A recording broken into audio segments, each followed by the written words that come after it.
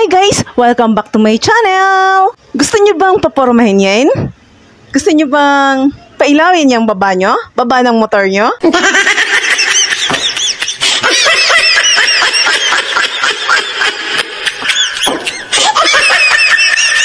Tara, gawin natin yan. Pero bago yan, gusto kong ipaalam sa inyo na dito sa mga videos na ini-upload ko, dagdag kalaman na makakatipid ka pa. Bakit? Dahil di mo na kailangang magpagawa sa iba. Dahil ikaw mismo, kaya mo na. So, yan na nga po guys. So, ngayon ay gagawin natin ay Yamaha R3. O, diba? Ang pogi niya, ang laki pa.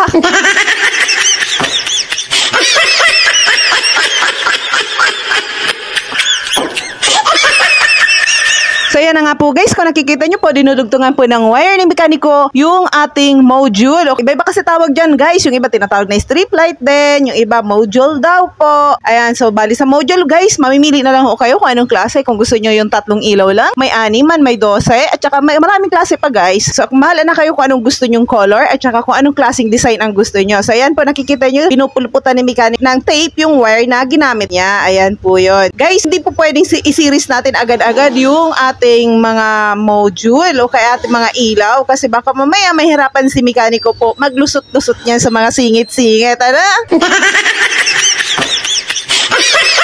Kaya isa-isa lang guys, mahilang kalaban. At saka guys, baka kasi hindi matansya yung paglalagyan. Ganon. So, ayan na nga po guys, ipinesto na ni mekaniko yung strip light na una niyang ikakabit. So, ayan, hihanapan lang po niya ng pwesto dyan sa may puwet. So, ayan nga po guys, si Kuyang R3, ang ilalagay nga pala natin dyan ay 4 na module, 4 na ilaw. Tapos, siyempre, kailangan natin ng toggle switch o yung switch niya yung on-off. Kailangan din natin ng mga 4 na metrong wire kasi ang paborito ni mekaniko ay yung gamitin yung single na wire kasi mataba yung loob. O, diba? Kailangan din natin guys ng tape, ng fuse box. Ayan, para hindi agad masira, kailangan natin ng fuse box siya. Tapos, kailangan din natin ng strap o yung mga pantali doon sa mga wire natin para hindi sila magulo, tingnan. At saka maiayos natin yung mga wirings niya. At syempre, kailangan din ho natin ng shoe glue or kung pandikit para siguradong hindi malalaglag yung ating mga ilaw, okay? Tapos, ihahanap na ng daanan ni mekaniko yung wire para hindi magulo, dapat nasa loob at dapat nakatago. So, ayan guys, nakikita nyo po. Hinahanap niya yung pwesto, yung wire natin. So, yan. Isasabay niya po yan sa ibang mga wirings, okay? So, papupuntahin po natin yan sa kabila, doon din sa kabila para pantay silang mayroong ilaw, okay? Sa puntong yan guys, pinapagapang na ni mekaniko yung ating wire papunta na sa kabila. Ayan. So isinisiksik lang yan po sa medyo tagong lugar para hindi naman nakakaagaw pansin yung ating mga wire. So ayan na nga po guys, kinakabit niya na po yung pangalawa nating strip light or module. Ayan. Kita niyo po guys kung paano ikakabit. Idudugtong lang po ni mekaniko yung ating module doon sa wire na inilipat niya galing sa kabila papunta sa kabilang side. Okay? Ayan. Sa mga ilaw ho natin ganyan guys, hindi naman kayo malilito kasi yung isa dyan, yung may color red na wire ay positive, okay? Tsaka yung white or yung ibang color dyan, kung ano man klaseng ilaw, ay nagkakaiba-iba din po sila sa wiring. Basta yung red niyan, kadalasan ay nasa positive line po, okay? Ayan na guys, ganyan lang po, dinugtong na po niya yung ating module, okay? Ating tatandaan lang po guys, na sa bawat dinugtungan ng wire, ay kailangan nating puluputan din ng electrical tape para siguradong hindi po sila magkocontact sa isa't isa, okay? Malinaw ko po ba guys na ipapakita sa inyo yung bawat ginagawa ni mekaniko? Ayan, so sana ay nasusundan nyo po yung aking mga sinasabi at saka yung ginagawa ni mekaniko. Ano po? Para po kung sakaling man guys na gusto nyo maglagay niyan sa inyong mga motor, ay kayang-kaya niya na po yan. So, hindi naman po siya delikado guys. So, ayan, patapos na si mekaniko sa ating pangalawang module guys. So, syempre, alam nyo na ang susunod dyan. Ayan, so ididikit na ho natin yung ating module gamit yung may original ho siya pandikit sa kanyang katawan. Pero dadagdagan po natin ng shoe glue kasi mas makapit talaga guys yung shoe glue, no? Matibay po yung pagkakakapit niya, no? Hindi kagaya ng jowa niya.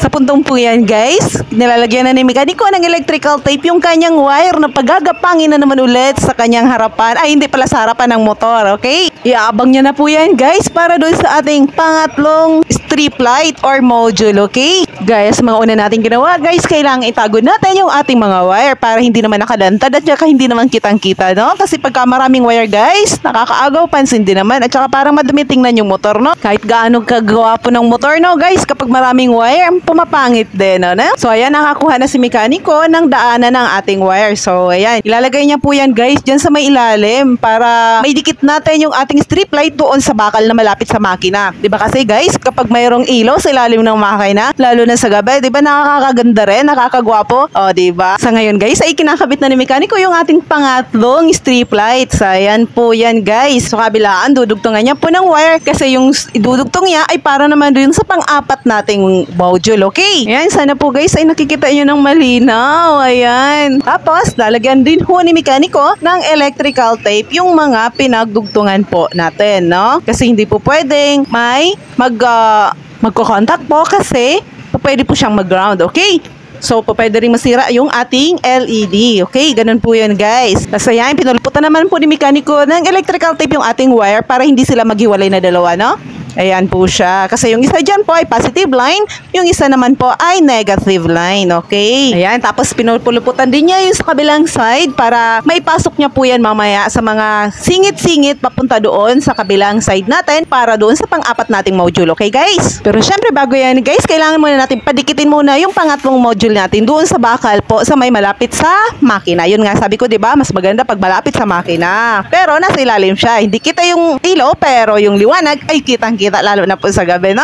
Tapos ganyan, ang color niya pati maganda, bumagay sa kanyang motor. Kung makikita nyo yan mamaya, guys, pagka tinesting na ni mekaniko, okay? Sa puntong yan, guys, kinakabit na ni mekaniko yung ating pang-apat o yung huli nating module po, no? Ayan, so mabilis na lang ho yan, guys. Patapos na rin naman tayo, no? Ikakabit na lang po niya yung ating, ididikit na lang po yung ating module. So, syempre, galing dun sa wire na galing sa linya natin, ikakabit na po niya yung ating pang-apat. Pagka na yan po, guys, naikabit na, mabilis na tayo kasi ilalagay na lang ho natin yung ating fuse holder na may kasamang fuse, syempre. Tsaka syempre yung ating switch din. So, mayroon mas maganda kasi, guys, pagka yung mga ilaw na ganyan, ay may sarili din siyang switch para kung halimbawa, ayaw nyong gamitin muna kasi maliwanag pa, pwedeng naka-off po siya. Pero pagka magdilim na, pwede nyo po siyang i-on, okay? Ayan, inaayos na lang ho ni mekaniko yung mga pinagdugtungan natin, guys. At saka syempre, ididikit na ho natin yan, ano? So, atin lang po, guys, natatandaan na yung isang wire niyan ay papunta sa switch. Samantalang yung isa ay papunta sa positive ng battery, okay? Kaya makikita nyo po yung isang wire niya, inilalagay niya sa unang kasi andun po yung ating switch. Siya nga pala, guys, kapag naglagay ho na po tayo ng pandikit, ay i-steady muna natin yung ating mga kamay doon. Tingnan muna natin ng kaunti. Patigasin muna natin para may silbi, di ba, guys? Kailangan patigasin muna bago tanggalin yung ating mga kamay.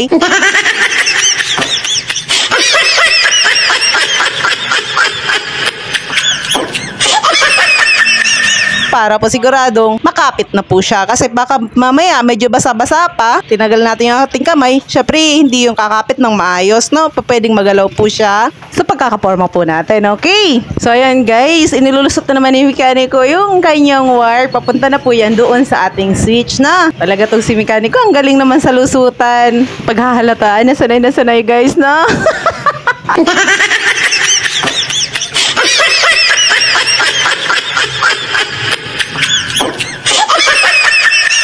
So, ayan na nga, guys. Patapos naman na siya. So, ayan. Ididikit na niya lang po yung pang-apat nating module, guys, no? Ipoporma niya. Tapos, dikit na po siya. Ayan. So, nalagyan niya lang po ng ating shoe glue, okay? Ayan. Sa bakal siya, guys, nilalagay ni mekaniko, no? Mas maganda po kasi pagka ganyan kasi mas matibay po siya pagka nakalagay po siya sa bakal, okay? Ayan, dinidinan niya na po yan. So, ayan, sa puntong yan, guys, ididiretso na po niya yung wire. Doon na po yan sa switch. Iaasintan niya na lang po. Ilalagay na lang po yung ating switch po, guys. So, pagdating sa switch, may dalawa po siyang wire, di ba? Yung isa, yun yung pagdudugtungan ng ating ilaw po, no? Tapos, yung sa pangalawa po, yun ang ilalagay doon sa may positive line po, no?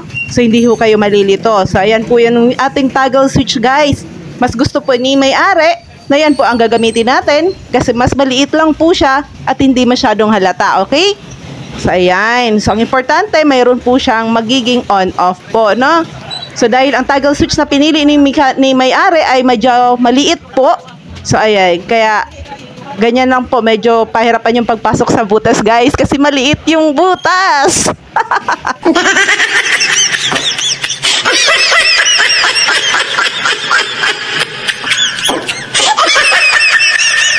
So ngayon, sa puntong yan guys, kinakabit na po ni mekaniko yung ating fuse box. O, baka makalimutan nyo, yung fuse box nyo walang lamay ng fuse. Dapat meron ha, ayan.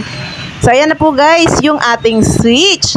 Iaasita lang ho ni mekaniko na yan doon sa ating unahan po, ano? Mabilis lang po yan, gagamit lang ho siya ng strap guys. Para diyan sa pagkabit para mas matibay po yung pagkakabitan ng ating switch, no? Kasi, pagka ganyan po guys, total may mapaglalagyan naman, hindi na natin kailangang magbutas ng flarings, no? Mas maganda kasi yung flarings pagka walang mga butas-butas, di ba pa? Pero teka, ilagay na lang po muna natin yung ating fuse box, ayan. So, madali lang po guys ang paglagay ng fuse box, no? Sa positive line lang po yan, ikakabit. Bali yung isang wire, ilalagay po doon o idudugtong ho natin doon sa wire na galing po doon sa ilaw natin. Tapos yung isang dulo po, yun po yung i-connect natin doon sa positive line ng ating battery. Okay? Ayan, ganyan lang ho yung kabilis guys. O, diba? Ang bilis lang po. Di ba, fuse box ka na? O, mas safe pa, di ba? Mas maganda kasi talaga pag yung iba kasi guys, hindi daw naglalagay ng fuse box. So, mahirap yan guys kasi baka mamaya masira lang din ho agad-agad yung ating ilaw, ano? So, mas maganda talaga pagka meron siyang sariling fuse box para mas iwasan po natin yung ganun. Ayan na po siya guys. Ayan. Mabilis na po yan. Ganyan na lang po. Tapos ikakabit na po natin yung ating switch po guys. Ayan na po siya. O, napakadali lang. Dalawa lang po kasing wire niyan guys eh. Diba? So, ayan. Ganda ng sa puwet niya guys. O, diba? Simpleng-simple lang po. Pero sa gabi, maliwanag yan. O, diba? Ayan po siya. Tapos, dinugtong lang po niya yung ating toggle switch. Tapos, pag nadugtong na po natin, na siguradong hindi na po magko-contact, yung dalawang pinagdugtungan po, ay lalagyan na po natin siya ng strap doon mismo sa may kable o doon sa may malapit sa may handle switch po guys, no? Ayan. So, yan na. Mas strap na lang po yan. O, diba? O, diba? Dalawang strap lang yan, guys, para siguradong hindi gagalaw-galaw po yung ating switch. O, yan. Tapos na po. Ganyan lang kabilis, guys. O, diba? Napakadali lang po magkabit ng ilaw. Ayan na. O, diba? Simpleng-simple. Napakalinis tingnan. O, diba? O, so, ngayon, babalik na po natin yung ating mga flarings. O, diba? Itatago na po natin yung ating mga lamang loob. Ayan.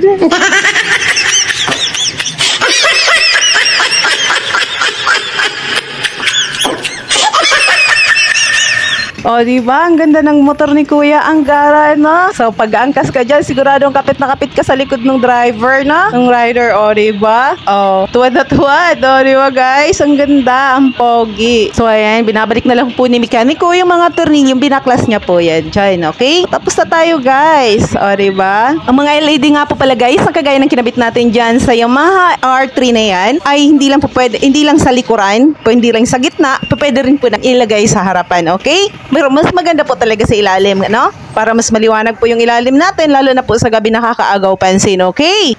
So, ito na nga po guys, yung video natin sa ngayon. Sana ay nagustuhan at sana ay nakatulong sa inyo. So, paki-like naman po guys at saka paki-comment na rin po sa baba pang malaman ko kung ano yung mga nasa sa loob ninyo. And please don't forget to subscribe and click the notification bell para updated lagi sa mga bago nating videos. Kung gusto nyo malaman kung paano ang pagsa-CVT cleaning at saka ano nga ba yung halaga nito, paki-click naman po guys ng susunod nating videos. Okay? So, lagi pong tatandaan na sa bawat pag-alis natin sa ating tahanan ay may pamilya tayong nagmamahal at naghihintay sa ating pagbabalik. Kaya ingat at maraming salamat. God bless!